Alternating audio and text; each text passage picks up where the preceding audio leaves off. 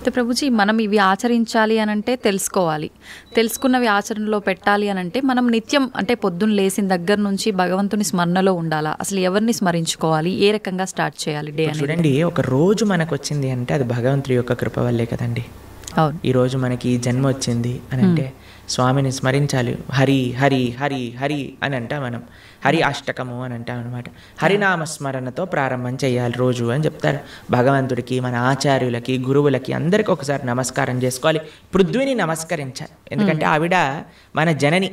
కానీ ఆవిడ మనల్ని భరిస్తుంది కదండి. మనం ప్రతిరోజు అడుగు పెడుతూ ఉంటాం పృథ్వీ పైన, వివిధ రకములైన కృత్యములు చేస్తూ ఉంటాం అనమాట. కాబట్టి ఫస్ట్ లేవంగానే, ఎంతమందికి అలవాటు ఉందో లేదో తెలియదు కానీ ఫస్ట్ లేవంగానే భూమాతను స్మృశించాలి. శ్లోకములు ఉన్నాయండి, శ్లోకములు నేర్చుకోగలిగితే నేర్చుకోండి. కానీ ఆ భావన, అమ్మా నీ పైన అడుగు పెడుతున్నాను కదా, మమ్మల్ని క్షమించు, మమ్మల్ని రక్షించు అనే ఒక భావనతో మనము నేలని స్పృశించి నమస్కరించుకోగలిగితే అది చాలా అద్భుతమైన విషయం అనమాట. దాని తర్వాత మనం భగవంతుని స్మరించి పృథ్వీని స్పృశించి నమస్కరించుకొని మన గురువులకి, ఆచార్యులకి నమస్కారం చేసుకొని, మీకు ఒక విషయం చెప్తాను. అన్నిటికంటే ముందు 2 అక్షరాలతో ప్రారంభమయ్యేది రోజు పూర్వకాలంలో, హరి అని. ఇప్పుడు కూడా 2 అక్షరాలతో ప్రారంభం అవుతుంది, కాఫీ అని. కరెక్ట్. కాఫీ అనకుండా పక్కన పెట్టి హరి అనటంలో నిద్ర లేవాలి. ఓకే. నిద్ర లేసిన వెంటనే స్నానం ఆచరించాలి. మీకు ఒక విషయం తెలుసా అండి, స్నానం అనేది సనాతన ధర్మంలో చాలా ముఖ్యమైన విషయం. మనము చాలామందికి అర్థం కాదండి, స్నానం లేకుండానే రోజును ప్రారంభం చేసేయటము, వంటింట్లోకి వెళ్ళిపోవటము, తర్వాత టిఫిన్ చేసేయటము, ఇలాంటివన్నీ చేస్తూ ఉంటారు. చాలా పెద్ద తప్పది. మనం ప్రొద్దున లేవంగానే భగవంతుని స్మరించుకొని ముందు చేయవలసింది స్నానము. స్నానంలో కూడా గంగే చ యమునే చైవ గోదావరి సరస్వతి నర్మదే సింధు కావేరి జలేస్మిన్ సన్నిధిం కురు. అన్ని నదులను కూడా, గంగా జలమును, యమునా జలమును మనం స్మరించుకొని స్నానం ఆచరించాలి. మీకు ఇంకొక విషయం చెప్తాను, చాలామందికి తెలియని విషయం. మన ధర్మం మనకి చెప్తుంది, స్నానం ఆచరించేటప్పుడు వస్త్రం లేకుండా స్నానం ఆచరించకూడదు. మనము ఒక బట్ట కట్టుకొని స్నానం చేయాలి. అది ఆ నీటికి, ఆ దేవతకి మనం ఇచ్చే గౌరవం అన్నమాట. కాబట్టి స్నానం ఆచరించేటప్పుడు అపవిత్ర పవిత్రోవ సర్వావస్థాన్ గతోపివ యత్స్మరేత్ పుండరీకాక్షం సబాహ్యాభ్యంతర శుచి. పుండరీకాక్ష పుండరీకాక్ష పుండరీకాక్షాయ నమః. శ్రీ విష్ణు శ్రీ విష్ణు శ్రీ విష్ణు భగవన్నామ. ప్రొద్దున లేచినప్పటి నుంచి భగవన్నా, స్నానం ఆచరించేటప్పుడు భగవన్నా, భగవంతుడి ముందుకెళ్ళి భగవన్నా, రోజంతా భగవన్నా. ఎంత మనము భగవంతుడి యొక్క నామంతో మనం కనెక్షన్లో ఉన్నామనుకోండి, అంత మనకి స్పిరిచువల్ ఎనర్జీతో మనం రీఛార్జ్ అయిపోతాం అనమాట. మనకు ఆ స్ట్రెంగ్త్ వస్తుంది. మన రోజులో ఉండే ఆ ఒడిదుడుకులు అన్నీ ఉంటాయి కదండి, వాటన్నిటిని ఎదుర్కొనే ఒక శక్తి మనకి భగవన్నామస్మరణతో వస్తుందన్నమాట. కాబట్టి ప్రొద్దున లేచాక హరినామస్మరణ, దాని తర్వాత చక్కగా మనం చేయవలసినది స్నానం, దాని తర్వాత భగవద్ ఆరాధన. ఇవి చేసేసుకున్నాం అనుకోండి, మనం ప్రొద్దున లేవంగానే ఫోన్కి ఛార్జింగ్ పెట్టేస్తాం కదా, అలా మన శరీరం ఛార్జ్ అయిపోతుంది ఇవి చేసేసుకున్నా. దాని తర్వాత రోజులో ఉండే మన కార్యక్రమాలన్నీ కూడా మనం చేసుకుంటూ ఉండొచ్చు అనమాట. ఓకే. అయితే ప్రభుజీ, మనం ఆచరించే స్నానం ఎంతో ఇంపార్టెంట్ అని చెప్పి మీరు చెప్పారు. అది ఆచరించడం ఒక ఎత్తు అయితే సమయం కూడా ఇంపార్టెంట్ అని చెప్పి అంటుంటారు కదా ప్రభుజీ, ఏ టైంలో స్నానం ఆచరించాలి అని చెప్పి, అది ఎలా చూసుకోవాలి? మనము మన శాస్త్రాలు చెప్తున్నాయి, బ్రహ్మ ముహూర్తంలో నిద్ర లేవాలి అని. అంటే సూర్యుడు వచ్చే ముందు. ఓకే. ఇప్పుడు మీకు ఒక విషయం చెప్తాను. మీ ఇంటికి ఒక గెస్ట్ వస్తున్నారు అనుకోండి, సరే ఈరోజు మీకు పండగ రోజు మీరు ఏం చేస్తారు, అరే ఈరోజు పండగ, త్వరగా లేవాలి, త్వరగా లేసుకొని కార్యక్రమాలన్నీ చేసుకొని నైవేద్యాలన్నీ తయారు చేసుకొని మనం త్వరగా ఈ పండుగని ముగించుకోవాలి, అమ్మవారి పూజ చేసుకోవాలని మీరు అనుకుంటారు, అవునా కాదా చెప్పండి. లేదా ఒక గెస్ట్ వస్తున్నారు అనుకోండి, సపోజ్ మీ గురువు గారు రేపు మీ ఇంటికి వస్తున్నారు అన్నారు అనుకోండి, మీ గురువు గారు ఇంటికి వచ్చాక బయట నాక్ చేశాక మీరు లేచి స్నానం చేసి రెడీ అవుతారా, లేదా ఆయన వచ్చే ముందే అన్ని సదుపాయాలన్నీ కూడా సక్రమంగా చేసుకొని పెట్టుకుంటారా చెప్పండి? వచ్చే ముందే చేస్తాం, అంతే కదండి. ఎవరైనా గెస్ట్ వచ్చినా, మన ఇంటి గురువులు వచ్చినా ఎవరో ఒకళ్ళు అలా చేసుకుంటాం కదా. సూర్య భగవానుడు ప్రత్యక్షంగా మనకి భగవంతుడి యొక్క స్వరూపం మనకి దర్శనమిస్తున్నారు. ఆయన ప్రతిరోజు ఉదయించే ముందే మనం నిద్ర లేవాలి, దాన్ని బ్రహ్మ ముహూర్తము అని అంటారు. సూర్యోదయం కంటే ముందు మనం నిద్రలేచి మన యొక్క స్నానాది కార్యములన్నీ పూర్తి చేసుకొని మనం రెడీగా ఉండాలి సూర్యుడిని స్వాగతించడానికి. మన యొక్క భగవన్నామ స్మరణ చేసుకుంటూ మనము రెడీ అయిపోతాం అనమాట. అందుకే సంధ్యావందనాది కార్యక్రమములు మనం ప్రొద్దున పూట, మధ్యాహ్నం పూట, సాయంకాలం పూట 3 పూటలు చేస్తామన్నమాట. ఆయన ఎవరికి చేస్తున్నాము అని అంటే సూర్యమండలంలో మధ్యలో ఉన్న భగవంతుడికి మనం చేస్తున్నాము. కానీ ఆయన మనకి భగవంతుడిని దర్శింపజేసే ఒక ప్రత్యక్షమైన క్యారియర్. ఓకే, కాబట్టి మనం ఆయన వచ్చే ముందే మనం నిద్ర లేవాలి. ఆయన రాకముందే మన యొక్క నిత్య కృత్యములన్నీ కూడా పూర్తి చేసుకొని మనము ఆధ్యాత్మిక కార్యక్రమంలో నిమగ్నమై ఉండాలి. ఓకే, మీరు చూడండి, ప్రొద్దున పూట లేవటం అనేది అటు మన ఆరోగ్యరీత్యా, అలానే సామాజిక పరంగా, అలానే మన ఆధ్యాత్మికంగా, శారీరకంగా, అన్ని మానసికంగా అన్ని విషయములలో మనకి మంచి చేస్తుంది.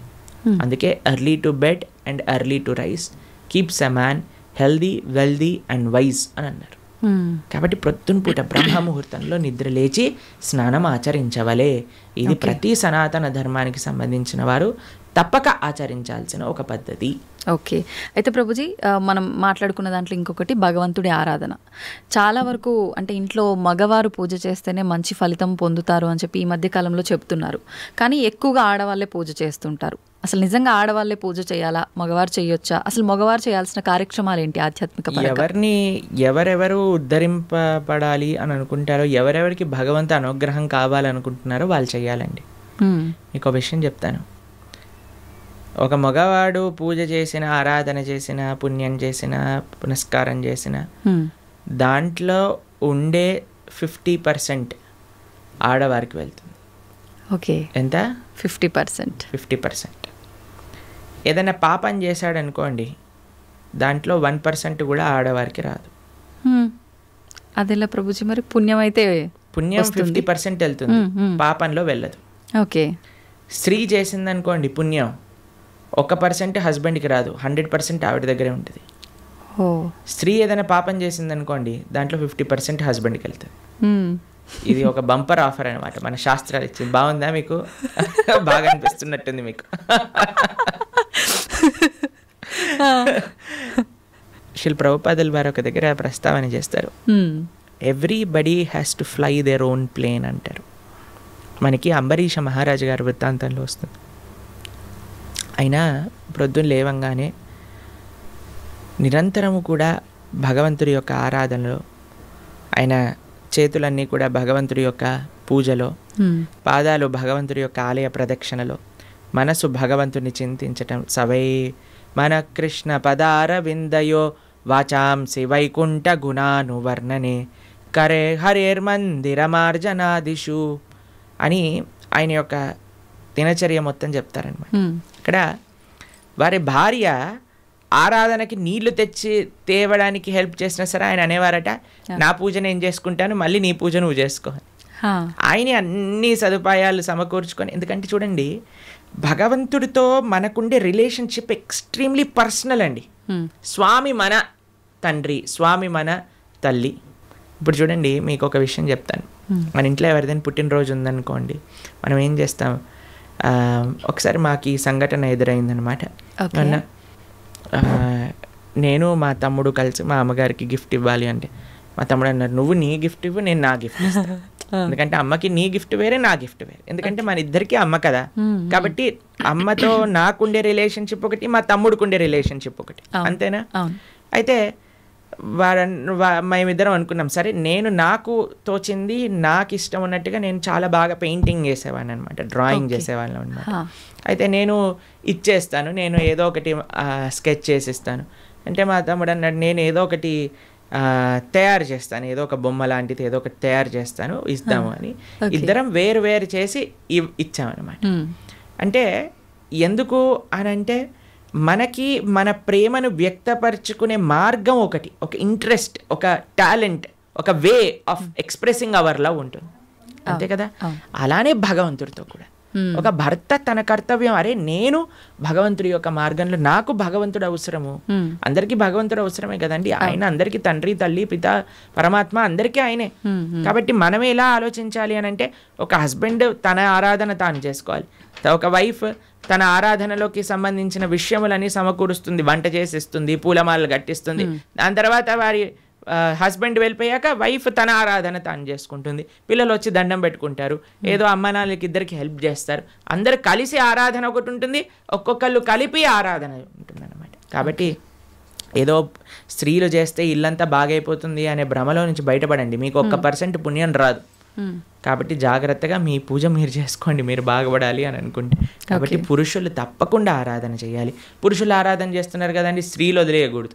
పురుషుడి ఆరాధన పురుషుడికి, స్త్రీ ఆరాధన స్త్రీ, పిల్లల ఆరాధన పిల్లలకి, అందరికి. ఇప్పుడు చూడండి, ఇంటి పెద్ద తింటే మిగతా వాళ్ళందరూ కడుపు నిండిపోతుందా? లేదు, ఎవరికి వాళ్ళు తినాల్సిందే, అంతే కదండి. మీరు అంటారు కదా, అయ్యా మీరు తినండి, అయ్యా మేము పర్వాలేదు, మీరు తింటే మాకు తిన్నట్టే అని అంటారా? లేదా మీ హస్బెండ్ వచ్చి అమ్మ నువ్వు తినేసి నాకేం పర్వాలేదు, నువ్వు తింటే నేను తిన్నట్టే అంటారా? కాదు కదా. ఎవరెవరికి శక్తి కావాలంటే వారు వారు భోజనం చేయాలి.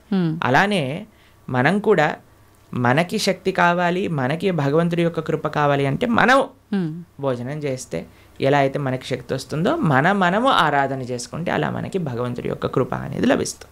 ఓకే ప్రభుజీ, చాలామంది ఏదైనా మంచి జరిగినా చెడు జరిగినా నా అదృష్టం బాగాలేదు, నా రాత ఇంతవరకే ఉంది, భగవంతుడు ఇలా రాశాడు అని చెప్పి అంటూ ఉంటారు. నిజంగా అంటే మన చేతిలో ఏముండదా, మనం చేసే పనులను బట్టి మన లైఫ్ని డిసైడ్ చేసుకోవడం? భగవంతుడు పుట్టినప్పుడే అవన్నీ డిసైడ్ చేసి ఇలా అని చెప్పి చూస్తాడా? మనకి ఒక సర్కమ్స్టెన్స్ ఇస్తాడండి భగవంతుడు. చాయిస్ ఎప్పుడు మన చేతుల్లోనే ఉంటుంది, మనం ఏం చేయాలి అని. ఫర్ ఎగ్జాంపుల్ మీకు ఒక విషయం చెప్తాను. ఒకరికి ఇల్లు రాసుంది, ఒకళ్ళి ఇల్లు మీకు మీ జీవితంలో కలుగుతుంది అని రాసి ఉంటుందండి. కానీ ఆ ఇంట్లో ఏం చేస్తారనేది మీ చేతుల్లో ఉంది. ఓకే, ఇల్లు వస్తుందనే వరకు మాత్రమే మన చేతుల్లో ఉంది. ఇంట్లో ఏం చేస్తాం, మనం ఒక చక్కటి పూజ చేసుకుంటామా, పునస్కారం చేసుకుంటామా, లేదా 10 మందిని పిలిచి మందు పోసి డాన్స్లు వేస్తామా అనేది మన చేతుల్లో ఉంది. మీరు కానీ మంచి ఆరాధన చేసుకున్నారనుకోండి, ఆ పుణ్యాన్ని బట్టి మీకు నెక్స్ట్ ఏమవుతుందో రాసింది. లేదు మనం తప్పు చేసామనుకోండి, ఆ తప్పు బట్టి నెక్స్ట్ కర్మ ఏర్పడుతుంది అనమాట. What is return is what you will get. మనకేం వస్తుంది అని, దాంతో మనం ఏం చేస్తాము అనేది రాసలేదు, అది మనకు వదిలేశాడు భగవంతుడు. మన విచక్షణతో మంచి మనస్సుతో మనం దాన్ని ఆచరణ చేయాలి. అంటే మన చేతిలో ఉన్నట్టే, 100% మన చేతుల్లో ఉంది. ఇప్పుడు అంటుంటారు కదా, పరిస్థితులను బట్టి ఇంట్లో వాతావరణాన్ని బట్టే పిల్లల బుద్ధులు కూడా అని చెప్పి, ఇప్పుడు ఇది కూడా అలాగే భగవంతుడు మనకు ఒక ప్లాట్ఫామ్ ఇచ్చి వదిలేశారు, ఎలా అనేది మన చేతుల్లోనే ఉంది. ఇప్పుడు మీకు ఒక ఫోన్ ఇచ్చారనుకోండి, ఫోన్ ఇచ్చారు, ఫోన్తో మీరు ఏం చేయొచ్చు అనేది మీ చేతుల్లో ఉంది. ఒకళ్ళు ప్రవచనమైనా అయినచ్చు, లేదా పిచ్చి పిచ్చి సీరియళ్ళు సినిమాలైనా చూడొచ్చు. ఫోన్ రావటం మన చేతుల్లో ఉంది, దాంతో ఏం చెయ్యాలి మీ చేతుల్లో. ఇప్పుడు మీరేం చేస్తారు, పిల్లల్ని స్కూల్లో వేస్తారు, మంచి స్కూల్ చూస్తారు, అరే ఈ పిల్లలు మంచిగా చదువుకోవాలి, మంచి స్కూల్లో చదువుకుంటే వాళ్ళు మంచి మార్గంలోకి వెళ్తారు, కష్టమైనా ఏదైనా సరే కష్టపడి అయినా సరే వాళ్ళని మంచి స్కూల్లో జాయిన్ చేస్తారు. మంచి స్కూల్లో జాయిన్ చేశాక వాడు చదువుతాడా లేదా అనేది ఎవరిపైన నిర్ధారణ పడి ఉంటుందండి? వాళ్ళపైన. ఒక స్కూల్లో ఒక టీచర్ 10 మందికి ఒకటే రాగంగా చదువు చెప్తుంది, కానీ ఒక్కొక్కరు ఒక్కొక్క విధానంగా చూసుకుంటారు. ఎందుకు? వాళ్ళ శ్రద్ధ బట్టి. ఓకే, అలానే మన జీవితంలో కూడా ఏమీ నీ దగ్గరకు వస్తుంది అనేది రాసి ఉంటుంది, దాన్ని ఎలా యూజ్ చేస్తావు అనేది నీ చేతుల్లో ఉంది.